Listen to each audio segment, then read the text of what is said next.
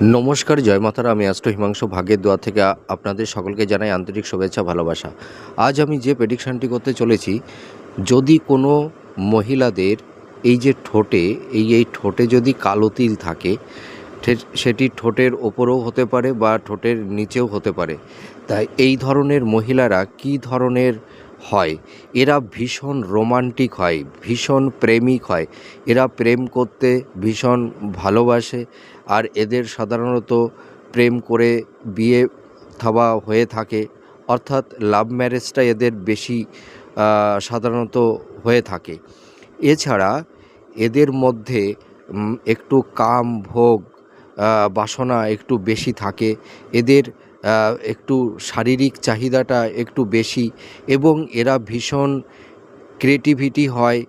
এরা একটু art oriental, একটু আর্টিস্ট কোয়ালিটি। এরা সাজগোজ করতে ভীষণ ভালোবাসে। এরা শৌখিন জীবনযাপন করতে ভীষণ পছন্দ করে। আর এরা ভীষণ এদের মাইন্ডটা ভীষণ কোমল, ভীষণ নরম। ঠিক আছে? তা আপনাদের সঙ্গে মিলিয়ে দেখুন এই প্রেডিকশানটি কতটা ম্যাচ করছে। নমস্কার, জয় মা তারা।